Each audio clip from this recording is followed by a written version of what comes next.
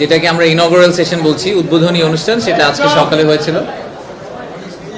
সেই অনুষ্ঠানটাতে প্রধান উপদেষ্টা প্রধান অতিথি হিসেবে ছিলেন, আপনারা এটাও দেখেছেন। তো আমি প্রথমেই ক্ষমা চেয়ে নিচ্ছি আবারও। মানে ফরচুনেটলি আমাদের যেটা সমস্যা হয়েছে সেটা হচ্ছে যে আমাদের যে ইউজুয়াল প্রোগ্রামের টার্ন আউট রেট থাকে 85%, 90% বেস্ট কেসে, কিন্তু আজকে আসলে যেটা হয়েছে সেটা হচ্ছে এত বেশি মানুষ এসে উপস্থিত হয়েছেন, অলমোস্ট যাদেরকে দাওয়াত দেওয়া হয়েছিল সবাই চলে এসেছেন। তো আমরা সবাইকে এক পর্যায়ে গিয়ে অ্যাকোমোডেটও করতে পারিনি। তো আমাদের একটা ফ্লো ওভার রুম ছিল যেখানে লাইভ স্ক্রিন দেওয়া ছিল, ওখানে আমাদের কিছু গেস্টকে জায়গা দিতে হয়েছে। বাট আমি এটাকে আবার একটু পজিটিভলিও দেখি যে আমাদের এই পুরো প্রোগ্রামটার ব্যাপারে প্রচণ্ড আগ্রহ, অনেকের আগ্রহ ছিল। অনেকে আমি দেখেছি, আমার আজকে রাস্তায় দেখা হয়েছে ইন্টারকন্টিনেন্টালের মাঝখানে রিসেপশন এরিয়াতে বিভিন্ন জায়গায় অনেক নতুন উদ্যোক্তা, ওনারা আনফর্চুনেটলি টিকিট পাননি, কিন্তু ওনারা তারপরেও এসেছেন, রেজিস্ট্রেশন করতে পারেননি, এসেছেন জাস্ট যদি কিছু ইনভেস্টারের সাথে পরিচয় হয়, দেখা হয়, এগুলো করার জন্য। সো সব মিলিয়ে আমার মনে হয় যে সকালের প্রোগ্রামটার অনেক স্বতঃস্ফূর্ত অংশগ্রহণ ছিল সবার মধ্য থেকে। আমি ইনফ্যাক্ট আপনাদের যদি কোনো ফিডব্যাক থাকে বা আপনাদের মনে হয় যে এটা ভালো হয়েছে, এটা ভালো হয় না, আমি অ্যাকচুয়ালি কিন টু হিয়ার দ্যাট। আর আজকে আমাদের সারাদিনের যেই শিডিউল সেটা আমি একটু জাস্ট কুইকলি রান ডাউন করি। ওটার পরে আমাদের প্রধান উপদেষ্টা আমাদের যে নতুন উদ্যোক্তারা আছেন তাদের সাথে একটা ইউথ এন্টারপ্রেনারশিপ এক্সিবিশন ছিল, যে ইউএনডিপির এবং গ্রামীণ ফোন টেলিনরের সাপোর্টে করা। সেখানে উনি কিছুক্ষণ সময় কাটিয়েছেন, কিছু উদ্যোক্তাদের কাছ থেকে তারা কি বিজনেস করছে সেগুলো শুনেছেন, সেখানে একটু ছোট্ট করে বক্তৃতা দিয়েছেন। আর তারপরে উনি চলে যাওয়ার পরে আমরা অনেকগুলো আজকে বাইল্যাটারাল মিটিং দেখেছি। তো আমাদের বেশ কিছু উপদেষ্টা আজকে সারাদিন এখানেই ছিলেন। আমাদের কমার্স অ্যাডভাইজার, যিনি সেন্ট্রাল ব্যাংকের গভর্নর, এরকম বেশ কিছু সিনিয়র অফিসিয়াল, এনবিআর এর চেয়ারম্যান, এরকম অনেকেই আজকে সারাদিন এখানে ছিলেন। ওনাদের সাথে ইনভেস্টারদের আমরা বেশ কিছু মিটিং সেট আপ করেছিলাম। ইনভেস্টাররা লাস্ট 2 সপ্তাহ ধরে অনেক মিটিং রিকোয়েস্ট করেছিলেন, সেই মিটিং রিকোয়েস্টের উপর প্রেক্ষিতে তাদেরকে ডিফারেন্ট স্লট দিয়ে দেওয়া হয়েছিল। বিভিন্ন মিনিস্ট্রির লোকজনও ছিলেন, মিনিস্ট্রি অফ এনভায়রনমেন্ট থেকে ছিলেন, এনার্জি থেকে ছিলেন, যেগুলো কি মিনিস্ট্রি সেই মিনিস্ট্রিগুলো থেকে ছিলেন। তো সেই মিনিস্ট্রির সাথেও আমরা তাদেরকে মিটিংয়ের অ্যারেঞ্জমেন্ট করে দিয়েছিলাম। তো সারাদিন তারা বিভিন্ন মিটিং করেছেন এবং তাদেরকে আমরা যে 360 ভিউটা দেওয়ার চেষ্টা করেছি, সেটাই ছিল আমাদের মূল উদ্দেশ্য এই মিটিংগুলো সেট আপ করার জন্য। আমাদের আজকে প্রধান উপদেষ্টার কার্যালয়ের ওখানে আমাদের প্যারালালি বেশ কিছু প্রোগ্রাম চলেছে। সো প্রধান উপদেষ্টা ফেরত যাওয়ার পরে ওনার সাথে আমাদের ইউকের যে ট্রেড টিমটা এসেছিল তাদের সাথে মিটিং ছিল। এরপরে জারার বা ইন্ডিটেক্সের যে সিইও ছিলেন, তো জারার ফুল ম্যানেজমেন্ট টিম, ইনফ্যাক্ট ইন্ডিটেক্সের ফুল ম্যানেজমেন্ট টিম এখন বাংলাদেশে, তো ওনারা গিয়েছিলেন দেখা করতে। আর তারপরে লাফার্জ হোলসিমের যে এশিয়ার হেড এসেছেন, উনি গিয়েছিলেন দেখা করতে। এবং একটু পরে আপনারা দেখেছেন যে আমরা মাত্র একটা ডিপি ওয়ার্ল্ডের সাথে একটা প্রোগ্রাম শেষ করলাম। ডিপি ওয়ার্ল্ডের যে চেয়ারম্যান, উনি আসলে খুবই ভিআইপি, ইনফ্যাক্ট ইউএইতে উনি একজন বড় VIP, very close to the royal family. উনি এসেছেন আমাদের এই প্রোগ্রাম অ্যাটেন্ড করতে, ইনভেস্টমেন্ট সামিট অ্যাটেন্ড করতে। উনি একটা ছোট্ট প্রোগ্রাম করলেন, অবশ্য আমাদের পুরাই ফুল ছিল। এগেন আমরা সবাইকে জায়গা দিতে পারিনি, 2-300 পরে আমাদের একসময় দরজা বন্ধ করে দিতে হয়েছে। সো ডিপি ওয়ার্ল্ডের সাথে আমাদের একটা লং টার্ম প্ল্যান আছে। আপনারা অনেকেই হয়তো শুনেছেন যে আমরা চিন্তা ভাবনা করছি যে আমরা ফ্রি ট্রেড জোনের দিকে চলে যাব। জেবেল আলী পোর্ট বলে একটা পোর্ট আছে ইউএইতে, যেটা ইউএইর ইকোনমির প্রায় 25% কন্ট্রিবিউট করে। সো সেই পোর্টটার মতো করে আমরা এরকম আমাদের মাথারবাড়ি ডিপসি পোর্টের কাছাকাছি কোনো একটা জায়গায় একটা ফ্রি ট্রেড জোনের কথা চিন্তা করছি। তো সেখান থেকে তাদের টেকনিক্যাল এক্সপার্টিস নিয়ে, তাদের থেকে বিভিন্ন ধরনের সাপোর্ট নিয়ে এটা আমরা করার চেষ্টা করছি। এবং এটাই ডিপি ওয়ার্ল্ডের চেয়ারম্যানের আজকের ভিজিটের মূল উদ্দেশ্য ছিল। উনি এখান থেকে প্রধান উপদেষ্টার সাথে দেখা করতে যাবেন এবং তারপরে ওনারা এই বিষয়টা নিয়ে আরও ফার্দার আলাপ আলোচনা করবেন। আমাদের বাংলাদেশ থেকে হয়তো একটা টিম ভেরি সুন ইউএই যাবে বোঝার জন্য যে আসলে ফ্রি ট্রেড জোনের পলিসিগুলো কীভাবে অপারেট করে, অপারেশনালি জিনিসটা কীভাবে কাজ করে এবং এখান থেকে ইকোনমিক বেনিফিটটা আমরা কীভাবে পেতে পারি। তার আগের মিটিংগুলো নিয়ে যদি একটু কথা বলি, আজকে ইন্ডিটেক্সের যে সিইও ছিলেন উনি বলেছেন, ওনার আমি যদি সামারাইজ করি, উনি বলেছেন যে উনি জীবনে প্রথমবারের মতো বাংলাদেশে এসেছেন এবং ওনাদের অনেকগুলো বেশ বড় বড় ব্র্যান্ড আছে। সবাই জারার কথা বলে, বাট এর সাথে মাসিমো দুটি, বাস্কা, এরকম বেশ বড় কিছু ব্র্যান্ডের ওনারা ব্র্যান্ড ওনার। তো ওনার ভিউ হচ্ছে যে বাংলাদেশে না আসলে আসলে ওনার বাংলাদেশ সম্বন্ধে এই আইডিয়াটা কখনোই তৈরি হতো না। এবং ইন্ডিটেক্সের গল্পটা আসলে বাংলাদেশের গল্পের মতো, কারণ ওনারা বাংলাদেশে শুধু কিন্তু ব্যবসা করতে আসেননি। ওনারা গতকালকে এশিয়ান ইউনিভার্সিটি অফ ওমেন, ওখানে ওনারা 50টা নতুন স্কলারশিপ ঘোষণা করেছেন 50 জন ফিমেল ওয়ার্কারের জন্য। সো ওনারা জেনুইনলি ফিল করেন যে ওনারা বাংলাদেশের আইডেন্টিটির পার্ট এবং ওনারা চেষ্টা করবেন যে বাংলাদেশের সাথে এই রিলেশনশিপটা আরও ডিপেন্ড করতে। তো আমরা ওনাদেরকে জিজ্ঞেস করছি যে আর কি করতে পারি আমরা ওনাদেরকে আরও বেশি করে বাংলাদেশ থেকে সাপ্লাই নেওয়ার জন্য, এইসব ব্যাপারে আমাদের কিছু কথাবার্তা হয়েছে। ইউকের যে ট্রেড টিমটা ছিল ওনারাও ডিফারেন্ট টপিক নিয়ে কথা বলেছেন। আপনারা দেখেছেন যে ওনাদের যে ব্যারনেস রোজি উইন্টারটন উনি আজকে আমাদের উদ্বোধনী অনুষ্ঠানে বক্তৃতা রেখেছিলেন। তো সেই বক্তৃতার পরিপ্রেক্ষিতে আমরা দেখতে পেলাম যে ওনাদের একটা whole hearted support for interim government, এবং বাংলাদেশে যে 2035-এর কথা আমরা আজকে যে ন্যারেটিভটা সেট করার চেষ্টা করেছি যে আমাদের ভিশনটা কি, সেই ভিশনটাকে সাপোর্ট করার জন্য ওনাদের ফুল সাপোর্ট, ওনারা ওনাদের পক্ষ থেকে ফুল সাপোর্টটা আমাদেরকে দিবেন। সেটা ট্রান্সপোর্টেশন ইন্ডাস্ট্রি হোক, এডুকেশন হোক, হেলথ কেয়ার হোক। আজকে চিফ অ্যাডভাইজারের সাথে যখন কথা হয়েছে তখন মেইনলি আমরা আসলে এডুকেশন এবং হেলথ কেয়ার নিয়ে অনেক কথা বলেছি। সো আমরা চেষ্টা করছি ওই জায়গাটায় ইউকের সাথে কোনো ধরনের কোলাবোরেশনে যাওয়া যায় কিনা। এর সাথে যেটা বললাম যে লাফার্জ হোলসিমের আমাদের একটা বড় ইনভেস্টমেন্ট আসার সম্ভাবনা আছে, সেটা নিয়ে আমরা ওনাদের সাথে কাজ করছি। ওনাদের বেশ কিছু সমস্যা ওনারা ফেস করেছেন বিদেশি ইনভেস্টার হিসেবে। আমি প্রতি প্রেস কনফারেন্সে এসে আপনাদেরকে নতুন একটা গল্প বলি যে বিদেশি ইনভেস্টারদেরকে কীভাবে আমরা ঠিকভাবে ট্রিট করতে পারিনি। তো এই ক্ষেত্রেও আসলে আমাদের এরকম একটা সিচুয়েশন তৈরি হওয়ার সম্ভাবনা ছিল। আমরা চেষ্টা করছি সিচুয়েশনটাকে অ্যাভয়েড করার জন্য। আর সকালের প্রোগ্রামের ব্যাপারে আপনারা দেখেছেন যে আমরা পাঁচটি সংস্থা বা ইন্ডিভিজুয়ালকে আজকে অনার করেছি। তার মধ্যে 4টি সংস্থা যারা প্রাইজ জিতেছেন, অ্যাওয়ার্ড পেয়েছেন বিনিয়োগ উন্নয়ন কর্তৃপক্ষ থেকে। এটা আমরা প্রথমবারের মতো করলাম। আমরা একটা এক্সেলেন্স ইন ইনভেস্টমেন্ট অ্যাওয়ার্ড যেটা দেওয়া শুরু করলাম। আমরা চেষ্টা করবো এটা প্রতি বছর কন্টিনিউ করার জন্য। তো আমাদের যে ফ্যাব্রিক লাগবে, যারা ইনোভেশনে পেয়েছেন, লোকাল ইনভেস্টর হিসেবে পেয়েছেন স্কোয়ার ফার্মাসিউটিক্যাল, ইএসজির জন্য পেয়েছেন ওয়ালটন, এবং বিদেশি ইনভেস্টার ফরেন ইনভেস্টার ক্যাটাগরিতে পেয়েছেন বিকাশ। তো এটা নিয়ে অনেকের একটু কনফিউশন থাকে যে বিকাশ তো আসলে বাংলাদেশি কোম্পানি, তাহলে ফরেন ইনভেস্টার ক্যাটাগরিতে কেন পেলেন? তাদেরকে আমাদের ফরেন ইনভেস্টার ক্যাটাগরির যেই ক্রাইটেরিয়াটা ছিল সেটা হচ্ছে যে মেজরিটি শেয়ার হোল্ডিং যদি বিদেশি হয়, 50%-এর বেশি শেয়ার হোল্ডিং যদি বিদেশি হয়, তাদেরকে আমরা একটা ফরেন ইনভেস্টার কোম্পানি বলছি। তো বিকাশের ক্ষেত্রে সেটাই হয়েছে। বিকাশের কিন্তু বড় বড় ইনভেস্টাররা হচ্ছে আইএফসি, গেটস ফাউন্ডেশন এবং অ্যান্ড ফাইন্যান্সিয়ালস। তারা মিলে আসলে মোর দেন 50% অফ বিকাশের ওনারশিপ। তো আর ফাইনালি আমরা আজকে কি হাকসংকে বাংলাদেশি অনারারি সিটিজেনশিপ ঘোষণা করেছি। আপনারা দেখেছেন যে ওনার জন্য এটা খুবই একটা ইমোশনাল মোমেন্ট ছিল। যারা ভিডিওটা দেখেছেন, যারা এক্সপিরিয়েন্স করেছেন, তার জন্য ইমোশনাল মোমেন্ট ছিল। সো এরকম আমাদের আসলে এইরকম অ্যাম্বাসেডার দরকার। উনি এখন যখন কোরিয়া যাবেন, উনি কিন্তু এখন বাংলাদেশের জন্য একটা ডিফারেন্টভাবে বাংলাদেশকে দেখবেন, ডিফারেন্টভাবে বাংলাদেশকে সাপোর্ট করার চেষ্টা করবেন। কারণ উনি এখন নিজে মনে করছেন উনি বাংলাদেশের পার্ট। উনি সবসময় করে আসছেন 45 বছর ধরে, বাট এখন we have made it permanent. So এই ছিল আমাদের সারাদিনের প্রোগ্রাম। আমাদের একটা ব্রেকআউট সেশনও হয়েছে। ইউরোপিয়ান ইউনিয়ন আজকে রিনিউয়েবল এনার্জির উপর একটা ব্রেকআউট সেশন করেছেন। আমাদের এনার্জি অ্যাডভাইজার ছিলেন, আর অনেক বড় বড় বক্তারা ছিলেন আজকে ওখানে সারাদিন। এগেন আমি আবারও ক্ষমা চেয়ে নিচ্ছি যে আমাদের 300 মানুষের ক্যাপাসিটিতে আমাদের যেই পরিমাণ ইন্টারেস্ট ছিল, প্রায় 500-র বেশি মানুষ এসে হাজির হয়ে গেছেন। তো আমরা তাদেরকে যতটুকু অ্যাকোমোডেট করা সম্ভব অ্যাকোমোডেট করার চেষ্টা করেছি। তো আমাদের ভবিষ্যতে হয়তো এই প্রোগ্রামটাকে আগামী বছর আমরা যখন করার চেষ্টা করবো, আমরা এটাকে চীন-মৈত্রীতে নিয়ে যাব। কারণ clearly the demand is there, the excitement is there. So আমরা এটাকে হার্নেস করে আমাদের লোকাল ইনভেস্টমেন্ট এবং ইন্টারন্যাশনাল ইনভেস্টমেন্ট দুটাকেই আমরা একটা মোমেন্টাম দিতে পারবো হয়তো।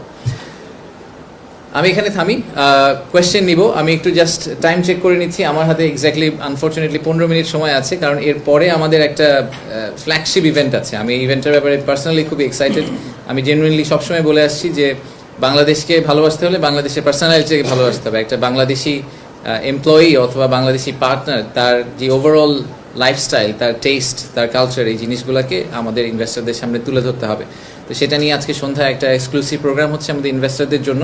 সেটা সন্ধ্যা 7:30টায় শুরু হবে, সেই কারণে আমাদেরকে চলে যেতে হবে। প্রোগ্রামের আমি আপনাদেরকে এখন একটু হাই লেভেল আইডিয়া দিয়ে রাখি। আমরা প্রোগ্রামটা পরে আপনাদেরকে শেয়ার করব, ফুল প্রোগ্রামটাই। এই প্রোগ্রামটাতে আমরা Bangladesh through a different lens, এরকম একটা কনভারসেশন করার চেষ্টা করছি ওনাদের সাথে। তো ডিফারেন্ট লেন্স বলতে আমরা যেটা বুঝাই যে ক্লাসিক ব্যবসায়ী লেন্সের বাইরে। তো ডিফারেন্ট লেন্সে আমরা কাদেরকে নিয়ে আসছি আমি সেটারও একটু প্রিলুড দিই। আমরা Bangladesh through an I of a photographer বলে একটা সেকশন আছে, সেখানে আমাদের শহীদুল আলম ভাই, ড্রিক গ্যালারির, উনি একটা প্রেজেন্টেশন করবেন যে ফটোগ্রাফারের দৃষ্টি থেকে বাংলাদেশটা কীরকম। এরপরে আমাদের যে আর্কিটেক্ট আছেন মেরিনা তাবাসসুম, উনি একটা ডেলিবারেশন করবেন যে একটা from eyes of an architect Bangladesh আসলে দেখতে কীরকম। আমরা আমাদের ফুটবলার, এখন তো ফেমাস ফুটবলার আছে আমাদের দেশের, Hamza Chowdhury. So he has Saint a video owner point of view থেকে, মানে from a footballers point of view Bangladesh আসলে দেখতে কীরকম। আর তারপরে আমাদের একটা বেঙ্গল সিম্ফনি, যারা ইমন চৌধুরীর যে টিমটা, ওনাদেরকে একটা ক্লাসিক বাংলাদেশি যে একদম হার্ড কোর মিউজিক, সেই মিউজিকের ভিতর দিয়ে নিয়ে যাবেন, এই মিউজিক্যাল জার্নির ভিতর দিয়ে নিয়ে যাবেন। 15-20 মিনিটের জন্য। এবং ফাইনালি আমাদের একটা ফ্যাশন শো আছে ওখানে, সেটা হচ্ছে বাংলাদেশি জামদানি, বাংলাদেশের রিক্সা, বাংলাদেশের যে ট্রেডিশনগুলো সেইগুলোকে আপহোল্ড করার জন্য, সেইগুলোকে শোকেস করার জন্য আমরা একটা ফ্যাশন শোর মতো অর্গানাইজ করেছি মিউজিকের সাথে সাথে। So that's generally the size of the program. আপনারা প্রোগ্রামের ভিডিওটা হয়তো সামনে পেয়ে যাবেন, but I am really excited about it. আমার ধারণা যে এই প্রোগ্রামটার শেষে একজন বিদেশি ইনভেস্টর যিনি প্রথমবারের মতো, আজকে ইনফ্যাক্ট আমি যাদের সাথে কথা বলেছি অনেক বড় বড় ইনভেস্টর আজকে আমাকে বলেছেন যে ওনারা আগে কখনো বাংলাদেশে আসেননি, এই প্রথমবার আসলেন। তো তাদের জন্য আসলে বাংলাদেশের এই ফুল 360 ভিউটা খুব দরকার, not only the business environment but how the people are. So ওইটাকে আমরা আজকে দিন শেষে আমাদের গোল হচ্ছে যে ওই জায়গাটায় পৌঁছানো, যে ওনারা যখন এই দেশ থেকে ফেরত যাবেন, বাংলাদেশ থেকে ফিরে যাবেন, তখন ওনাদের বন্ধু বান্ধব, ওনাদের কলিগ, এদের কাছে যখন ওনারা বাংলাদেশের গল্পটা বলবেন যে ওনাদের কী এক্সপিরিয়েন্স ছিল, ওনারা একটা ফুল পিকচার দিতে পারেন এবং আমাদের হয়ে ওনারা অ্যাম্বাসেডার হিসাবে কাজ করবেন। সো আমি এখানে থামি, আমার হাতে অ্যাজ আই সেড আমার আনফর্চুনেটলি 15 মিনিট সময় আছে। আমরা অল্প কয়েকটা কোয়েশ্চেন নেব আজকে, and we will do a wrap up. আগামী সপ্তাহে আমরা ফুল সামিট নিয়ে কোনো একটা সময় আপনাদেরকে একটা ফুল কাভারেজ দিব। ঠিক আছে, ধন্যবাদ। আচ্ছা, আজাদ ভাই বলুন।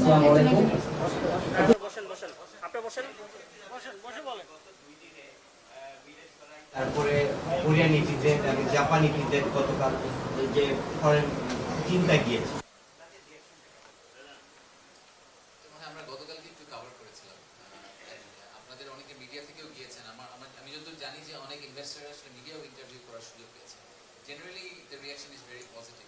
আমাদের যেটা ঠিক সেটা হচ্ছে যে ওনারা এটাকেও অ্যাপ্রিসিয়েট করেছেন যে আমরা আমাদের ফিজিক্যালি নিয়ে গেছি। ফিজিক্যালি নিয়ে যাওয়াতে যেটা হয় যে আপনি প্র্যাকটিক্যালি জিনিসটা দেখলে তখন এটা থেকে বোঝা খুব সুবিধা হয় যে আসলে কিসে উনি ইনভেস্ট করতে যাচ্ছেন। ইনফ্যাক্ট গতকালকে তো শুনেছেন যে একটা কোম্পানি ওখানে অন দ্য স্পট একটা ইনভেস্টমেন্ট কনফার্ম করেছেন।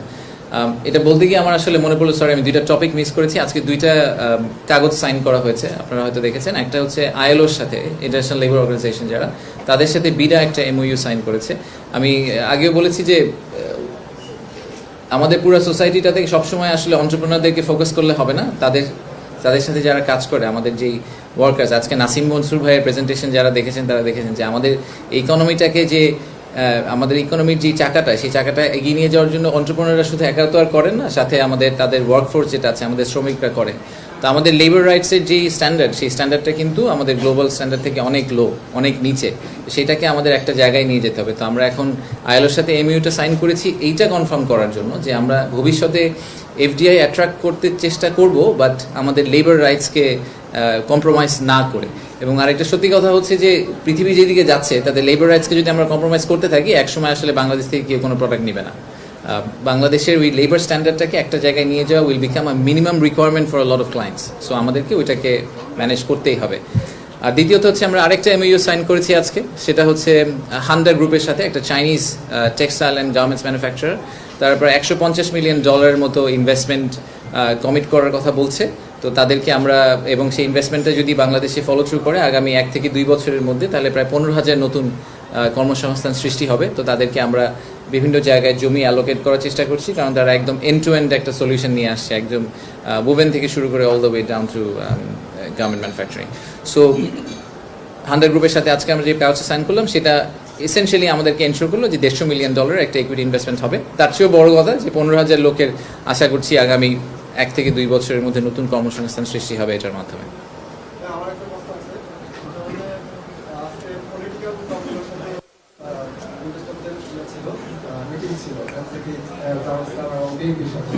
এবং তাদের ইনভেস্টরদের একটা বড় কনসার্ন হলো যে পলিসি কন্টিনিউশন থাকে, এবং আমার ধারণা আপনাদের কাছেও তাদের এই কনসার্নটা আছে। তা আপনারা তাদের কাছে কি জবাবদিহিতাটা কিভাবে করেছেন যে পলিসি কন্টিনিউশনটা বিনিয়োগের ক্ষেত্রে কিভাবে নিশ্চিত করবে?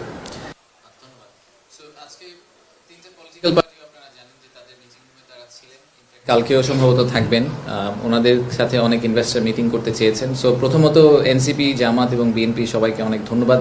ওনারা যে কষ্ট করে একটা টিম পাঠিয়েছেন, সবাই টিম পাঠিয়েছেন। ইনফ্যাক্ট অনেকে ক্রিয়েটিভলি তাদের নিজেদের ব্রোশার করেছেন, তাদের ভিউ কি ইনভেস্টমেন্ট ক্লাইমেটের ব্যাপারে, ওরকম পেপার্স করেছেন, গিফট রেডি করেছেন ইনভেস্টারের জন্য। তো সব ব্যাপারে সবগুলো ক্ষেত্রে আমি বলবো যে ওনারা আসলে খুবই ফোর্থকামিং ছিলেন আমাদের সাথে। আমরা একসাথে কাজ করেছি পুরো জিনিসটা নিয়ে। পলিসি কন্টিনিউটি হবে কিনা, এটার রাইট আনসার বা এক্সাম্পল হচ্ছে আজকে আমরা তো ইনভেস্টমেন্ট বাদ দিয়ে করছি না। আপনারা, আমি জানি না আপনারা আগে কোনো ইনভেস্টমেন্ট কনফারেন্স এগুলোকে আলাদা আলাদা মিটিং করার সুযোগ দেওয়া হয়েছে, প্রত্যেককে ইন্ডিপেন্ডেন্টলি তাদের ভিউগুলোকে শেয়ার করতে পেরেছেন ইনভেস্টরদের কাছ থেকে। আমি শিওর ইনভেস্টররা তাদেরকে একই প্রশ্নটাই করেছেন যে আপনারা যদি ক্ষমতায় আসেন তাহলে সরকার যে রিফর্মগুলো করার কথা বলছে এখন, সেই রিফর্মগুলো আপনারা কন্টিনিউ করবেন কিনা। তো আপনারা ইনভেস্টরদেরকে জিজ্ঞেস করে দেখতে পারেন ওনারা এটাতে হ্যাঁ বলেছে না বলেছে। বাট আমার জেনারেল ধারণা, এবং আমরা এটা আগেও বলেছি, যে ইনভেস্টমেন্ট এবং এমপ্লয়মেন্ট জেনারেশন, জব ক্রিয়েশন, এটা আসলে সবার কমন ম্যান্ডেট। এখানে কোনো পলিটিক্যাল ফ্র্যাকশন থাকার কোনো কারণ নেই। হতে পারে যে কনস্টিটিউশনের ক্ষেত্রে ডিফারেন্ট মতামত থাকতে পারে, কনস্টিটিউশনাল অ্যামেন্ডমেন্ট, কনস্টিটিউশনাল কমিশন, এইসব ব্যাপারে যে রেকমেন্ডেশন আছে সেখানে ডিফারেন্ট মতামত থাকতে পারে। বাট ইনভেস্টমেন্ট ক্লাইমেট ইমপ্রুভ করার ব্যাপারে আসলে ডিফারেন্ট মতামত থাকার কোনো কারণ নেই। বাংলাদেশে ইনভেস্টমেন্ট দরকার, সেটা লোকাল থেকে হোক, ফরেন থেকে হোক, এবং দরকার। জব ক্রিয়েশন আমাদের জন্য is the biggest opportunity and challenge. So এটা সবাই খুব ক্লিয়ারলি বুঝেন। তো আমার ধারণা যে আমি আশা করছি আপনারা ইনভেস্টরদেরকে জিজ্ঞেস করে দেখতে পারেন, ওনারা তো ঘোরাঘুরি করছেন, ওনাদেরকে জিজ্ঞেস করে দেখেন যে পলিটিক্যাল পার্টিগুলো কি বলেছে। ওনারা যদি বলে যে ওনাদের কন্টিনিউ করবে না, তাহলে ওইগুলো আমরা করা বন্ধ করে দিই এখন।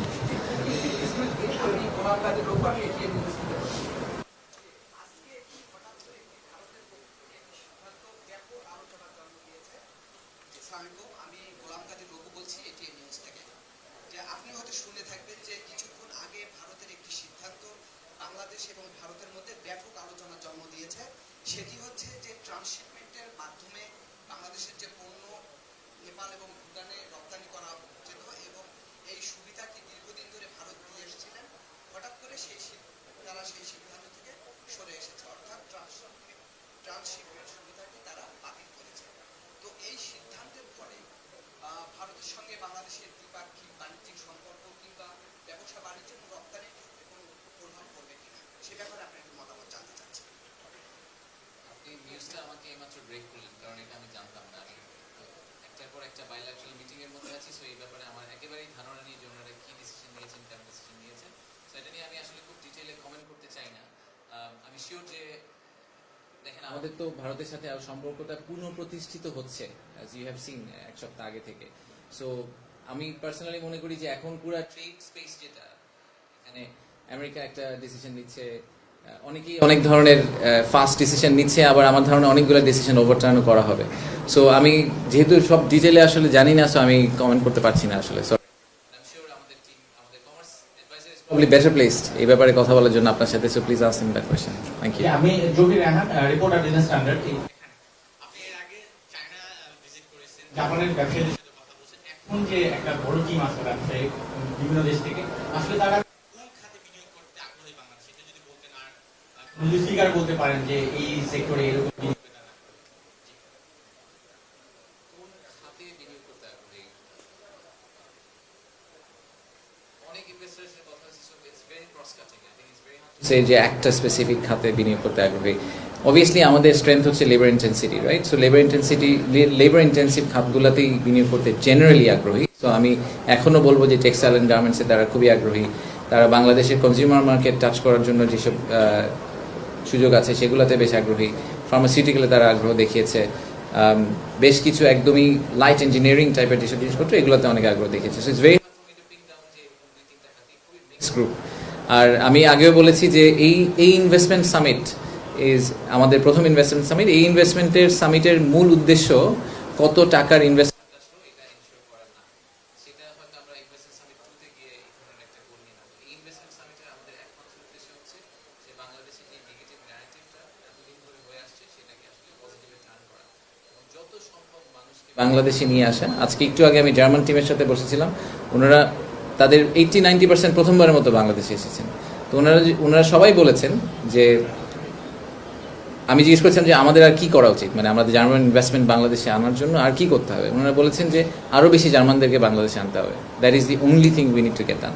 সো আমাদেরকে আসলে আরও রেগুলার বেসিসে, মেবি আরও ফ্রিকোয়েন্ট বেসিসে, এত বড় করে ইনভেস্টমেন্ট সামিট করা দরকার নেই, কিন্তু আমরা কান্ট্রি টার্গেট করে করে যদি তাদের ডেলিগেশনগুলোকে আনতে পারি তাহলে খুব ভালো হয়। আমি জানি না আপনারা শুনেছেন কিনা যে মিনিস্ট্রি অফ কমার্স থেকে চায়না থেকে আমাদেরকে একটা চিঠি ইস্যু করা হয়েছে, গতকাল বা পরশু দিয়েছেন। কমার্স যে এক্স সেক্রেটারি ওনাদের, উনি আমাকে চিঠিটা লিখেছেন যে উনি আগামী মাসে কমার্স মিনিস্টারকে সহ এবং প্রায় 200 চাইনিজ ইনভেস্টরকে নিয়ে বাংলাদেশে আসবেন এবং ওনারা জেনুইনলি এরা সবাই ইন্টারেস্টেড ইনভেস্টার, ওনারা বাংলাদেশে ইনভেস্ট করতে চান, তো ওনাদের জন্য আমরা যাতে একটা প্রোগ্রাম রেডি করি। So this is exactly what we need to have this people fly over.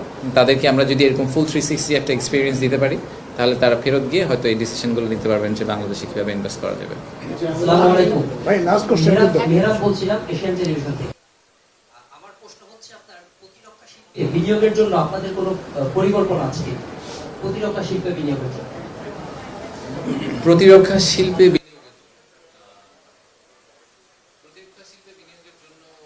আমাদের পরিকল্পনা আছে। আমরা প্রিন্সিপাল মনে করি যে টেকনোলজিক্যাল অ্যাডভান্সমেন্টের জন্য আসলে মিলিটারি সাইডেও কিছু ধরনের অ্যাডভান্সমেন্ট করা দরকার। এবং আমাদের যে অর্ডিন্যান্স ফ্যাক্টরি আছে তাদের কিন্তু কিছু ইন্ডিজিনাস অলরেডি স্কিল সেট আছে। তো আমরা কি সেটার উপর ভর করে আমরা ডেফিনেটলি মনে করি যে ঠিক যে ম্যানুফ্যাকচারিং হাবের গল্পটা আমরা ক্লাসিক কমার্শিয়াল ইন্ডাস্ট্রির জন্য বলছি, আরএনজির জন্য বলছি, লেদারের জন্য বলছি, সেম কনভারসেশনটা আসলে আপনি মিলিটারি আমাদেরকে ট্যাঙ্ক বানাতে হবে না, আমাদেরকে স্পেসশিপ বানানোর দরকার নেই, আমাদের ফাইটার জেট বানানোর দরকার নেই, but maybe we start from much smaller things, advance radio, ট্যাঙ্কের অ্যাক্সেল, একদম বেসিক জিনিসপত্র, বাট এগুলোরও কিন্তু huge small bullets, small arms অনেক কিছু হতে পারে। পারে। সো আমাদের একটা বড় ইনিশিয়েটিভ এই মুহূর্তে আমরা বাংলাদেশ সেনাবাহিনী, বিমান বাহিনীর সাথে কাজ করছি, নৌবাহিনীর সাথে কাজ করছি, যে বাইরে থেকে এরকম ইনভেস্টর খুঁজে বের করা যারা টেকনোলজি ট্রান্সফারের মাধ্যমে বাংলাদেশে আসতে রাজি হবেন। ওনারা বাংলাদেশে আসবেন ঠিক সেম মডেলে, আমরা ওনাদের কাছ থেকে কেনার কমিটমেন্টটা করব, বাট এর পাশাপাশি ওনাদেরকে এক্সপোর্ট করার আমরা সুযোগ দিব। সো ওনারা রিজনালি ওনাদের প্রোডাক্ট এক্সপোর্ট করতে পারবেন, এবং আমরা ওনাদেরকে ঠিক ইকোনমিক জোনের মতো একটা মিলিটারি ইকোনমিক জোনের কনসেপ্টে হয়তো কিছু একটা অফার করার চেষ্টা করবো। বাট এইটা ইটস এ লং জার্নি। একটা আপনি মিলিটারি ইকোনমিক জোন করতে গেলে সেখানে পলিসি ইন্টারভেনশন লাগবে, সিকিউরিটি পলিসি বলেন, ডিজিটাল ডেটা পলিসি বলেন, আইপি রাইটস বলেন, অনেক কিছু অনেক বড় বড় ইস্যু আছে, সেগুলোকে সলভ করে আমাদের ওখানে যেতে হবে। তো সেটা নিয়ে কাজ শুরু হয়েছে, হয়তো একটু সময় লাগবে, but definitely something that we would like to follow up on. Thank you very much. কালকে